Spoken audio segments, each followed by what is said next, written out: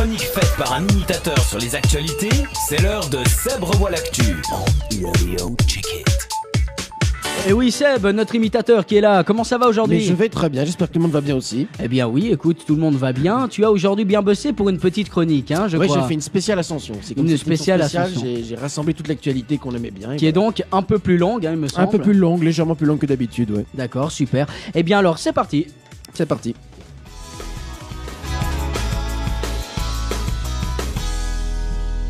Et nous commençons cette chronique par cette info. Un toboggan aquatique géant au cœur de la ville de Genève. Et oui, une attraction de 200 mètres de long sera installée dans une rue de Genève le 13 juin. Quelques 5000 glisseurs pourront s'y élancer. Monsieur le Président François Hollande voulait réagir. Bonjour, c'est moi le président de la 5e République le plus marrant. En tout cas, c'est moi qui ai le plus d'humour. Regardez, le petit Sarkozy est frustré par sa taille. Il était souvent énervé. Monsieur Chirac, trop vieux, il ne comprenait plus qu'un mot sur deux.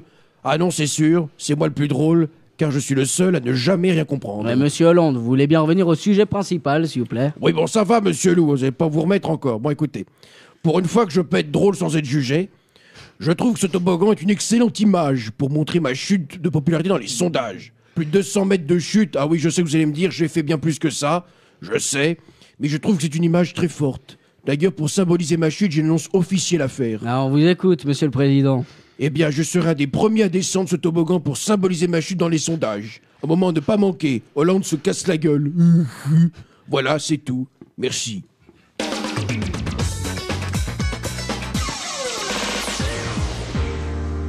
Et on enchaîne par cette info. Les tweetos ont un nouveau thème pour rire de Sarko. Lundi, à l'occasion d'un meeting, l'ancien président français a évoqué un livre de Victor Hugo, mais le titre de l'œuvre est ensuite apparu faux sur son compte Twitter. Depuis, la toile s'amuse. Monsieur Sarkozy, vous souhaitez exprimer sur ce malentendu? Bonjour.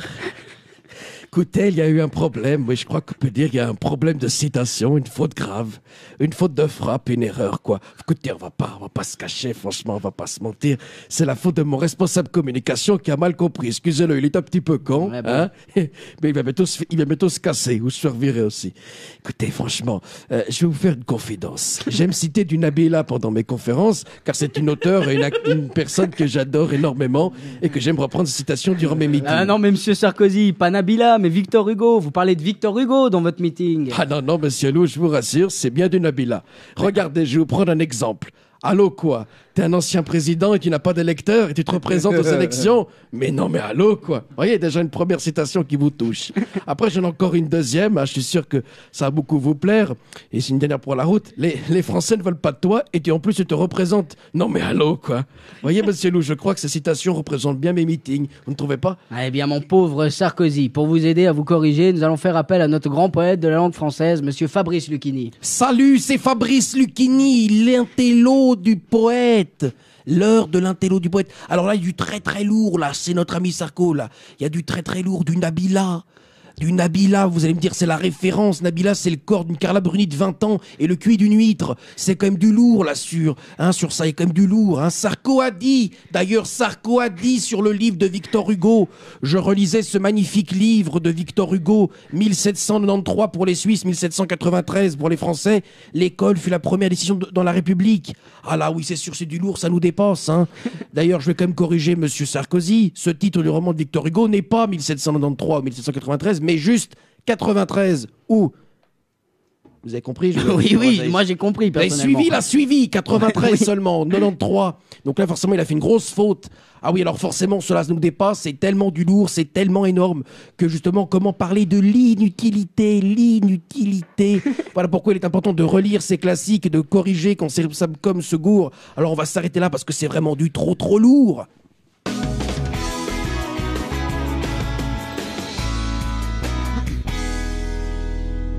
Les cantons romands recommandent un oui. La conférence des gouvernements de Suisse occidentale, CGSO, recommande de soutenir le 14 juin la nouvelle loi fédérale sur la radio et la télévision. Monsieur l'ancien président de la Confédération suisse, monsieur Uli Maurer, pouvez-vous nous expliquer les changements pour notre radio associative, par exemple? Ja, bonjour, c'est monsieur Uli Maurer. Eh bien, vous ne pourrez plus dire à l'avenir des conneries dans vos programmes et faire des échos ridicules avec votre table de mixage pour rendre l'écoute insupportable pour les auditeurs. Hein. Et puis maintenant, vous avez un joli directeur des antennes, alors forcément, ça rigole un peu moins, mais à mon avis, il est un peu suisse-allemand sur les abords, hein, donc il est très strict.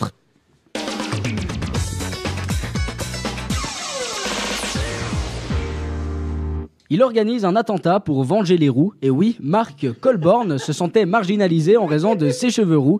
Alors il a projeté d'assassiner les princes Charles et William pour qu'Harry, roux également, devienne roi un jour. C'est donc une étrange histoire contée par Pierre Bellemare. Bonsoir et bienvenue dans une nouvelle histoire incroyable de Pierre Bellemare. Nous allons parler de cet homme incroyable et fou à la fois. Vous allez me dire, ça fait beaucoup dans la tête d'un homme, mais je vous rassure, chez les femmes, il y en a aussi. Alors, voici donc l'histoire en quelques secondes de Mark Colborne, le roux frustré, et voici donc le jour où t'as basculé pour lui.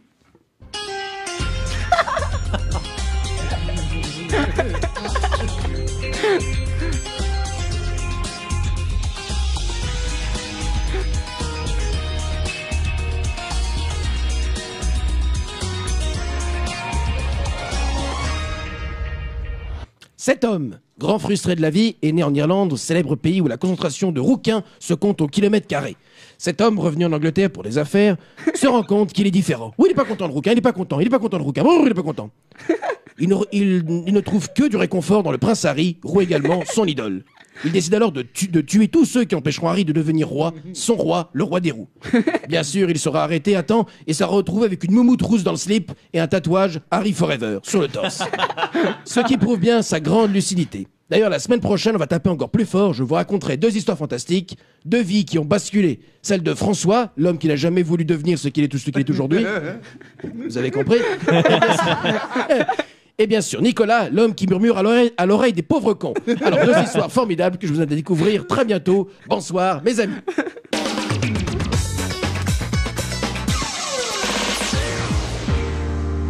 Et on passe tout de suite à l'actualité ferroviaire. Les CFF font un cadeau à 10 000 usagers. Et oui, à la suite des perturbations du trafic ferroviaire causées par l'accident de Dayan dans le canton de Vaud, une distribution de cartes journalières a eu lieu mardi matin. Des problèmes sur les lignes CFF sont encore à prévoir après les récents événements, en attendant que la situation se stabilise complètement. Une pendulaire entre Gland et Lausanne voudrait témoigner. Bonjour madame. Oui, bonjour, c'est Marie-Thérèse Porchet, la glinde, celle de Gland. Oui, on a glandé aussi, c'est drôle. Non, je voudrais dire tout simplement et faire remarquer que depuis que ce sont les Suisses allemands qui sont à la tête des CFF, eh bien cela ne marche plus du tout comme avant. Mais c'est un scandale, franchement. Mais franchement, un vrai service à la française. Alors, bientôt, ce sera plus les CFF, mais la SNCF. Si ça continue, n'est-ce pas?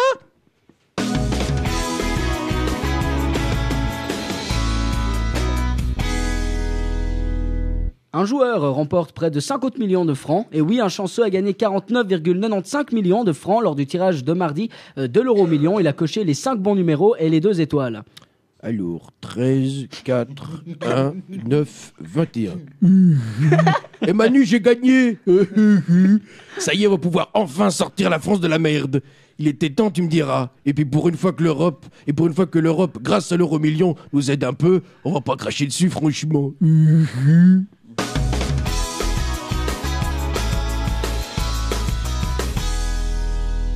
Didier Tolo a prolongé son contrat avec le FC Sion. Le Français a prolongé de 2 ans son contrat d'entraîneur du FC Sion. Il occupe le poste depuis le début de l'année en cours et a qualifié l'équipe pour la finale de la Coupe de Suisse. Monsieur Constantin, votre réaction à cette nouvelle ? Bonjour, c'est Christian Constantin, le président du club de foot des Glandus qui savent pas courir derrière un ballon. Vous voyez, j'ai pris un Français pour entraîner mes joueurs, comme ça leur permet d'avoir au moins un repère. Comme ils sont un peu glandus, comme ils sont un peu glandus, avec un Français, ils pourront un peu mieux se repérer. Parce que c'est un peu la même famille, les Français sont un peu glandus, donc j'explique un peu, parce que bon, voilà. C'est vraiment un peu de se repérer. Non, je plaisante, bien sûr, je plaisante. Félicitations, mon entraîneur, je suis très fier de mon équipe, et j'ai évidemment de très bons joueurs, ou pas.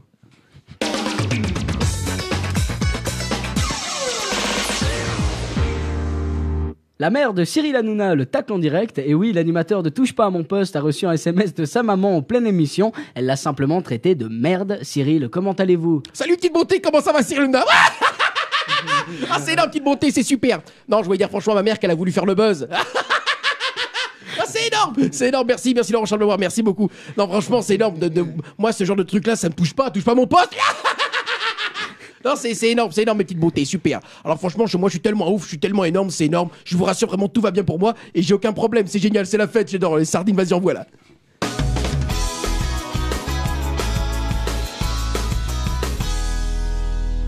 Le président de la République française, François Hollande, rencontre Fidel Castro. Et oui, le président socialiste français a rencontré le père de la révolution cubaine, Fidel Castro, privilège rare pour un chef d'État occidental. L'entrevue à huis clos a duré environ 50 minutes. Monsieur Hollande, votre réaction sur cet entretien historique ? Bonjour, c'est votre président adoré. Oui, j'ai été honoré de rencontrer enfin Fidel Castro. Oh, pardon, c'est Fidel Castro. Monsieur Hollande. Je viens encore de faire une gaffe. Vous n'avez pas à la relever, c'est là, monsieur Lou, c'est bon. Je reviens sur cette rencontre. J'ai été ravi de rencontrer Fidel Castro pour l'accord de la construction de ma maison à Cuba. Oh mince, j'ai dit encore une connerie, excusez-moi. Bon bah tant pis.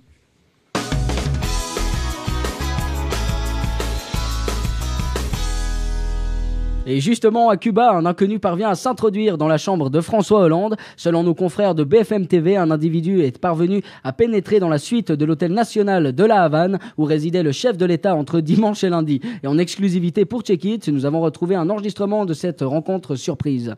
Bonjour François, c'est Nicolas, ton pire cauchemar. Je viens dans ta chambre pour te faire une confidence. Je vais être ton successeur à l'Élysée. Alors tu seras gentil de ne pas oublier de laisser les clés sur la porte. Allez, bonsoir Flambé.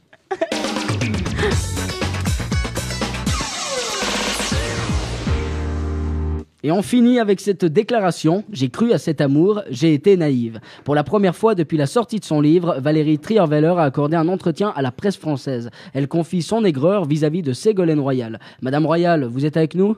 Bonjour, c'est Ségolène Royal. Oui, j'aime beaucoup la politique. Je suis d'ailleurs la ministre de l'écologie en France. Mais je voulais dire à madame très très vénère qu'elle arrête de s'en prendre à moi, car moi je fréquente tous les jours François. Oui, je l'accompagne partout. Nous sommes un peu un couple inséparable politique. Je suis un peu sa compagne aussi politique. D'ailleurs, si madame l'a oublié, j'étais l'ancienne compagne de François Hollande. J'étais la première avant qu'elle me le pique. Alors, ma vieille, on retourne un peu en arrière, je lui renvoie l'ascenseur. Alors, je dirai à madame Rottweiler pour finir, foutez-nous la paix, merci.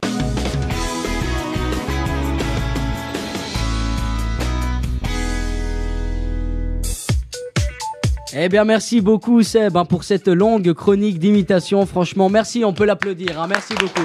Merci à vous. Super show, comme d'habitude, super spectacle. Donc Sébastien, que vous pouvez retrouver sur sa page Facebook, Sébastien Petit Imitateur. Bravo, tu l'as dit. Magnifique, je l'ai dit cette qu'il a fois-ci. réussi à dire son problème.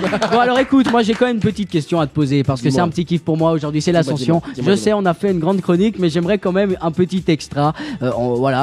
Sans tapis, sans rien. Moi j'aimerais avoir un petit bonus. Faites-nous un petit Jean-Marie Le Pen. N'est-ce pas, je dois dire qu'actuellement la politique socialo pour l'ascension, on a plus de l'aide à Jeanne d'Arc, n'est-ce pas? N'est-ce pas? Dire que bon, j'en ai plus rien à dire, n'est-ce pas? Parce que je n'ai pas écrit mon texte. Donc je suis un peu dans la merde, mais j'adore improviser, car nous sommes à la radio Check It, n'est-ce pas? Qui bientôt deviendra une radio Front National, parce que nous allons tout racheter. Merci. Allez, un petit dernier pour moi, je suis désolé. Chirac, un petit Chirac pour moi. Mon cher compatriote, comme tu as pu le remarquer, je n'étais pas dans la chronique aujourd'hui. Mais si j'en sors un truc qui te coupe les jambes, je reviens la semaine prochaine avec du très très lourd. Eh ben voilà. Merci Seb l'imitateur, que vous pouvez retrouver donc, Sébastien Petit Imitateur sur sa page Facebook. Allez le voir, ça lui fera plaisir. On va se retrouver tout de suite pour deux petites musiques et tout à l'heure ce sera la chronique, donc les découvertes de Sam à chaque fois. Et moi j'adore sa chronique, elle est formidable. Et Sam, tu es prêt? Ouais. C'est monstre chaud. T'as du lourd aujourd'hui. Ouais, j'ai pas mal de plein de choses. Je vais vous attaquer d'office avec un monstre classique de hip-hop. Donc restez par là. À tout de suite. N'hésitez pas à interagir avec le hashtag OSDCheckIt. À tout de suite.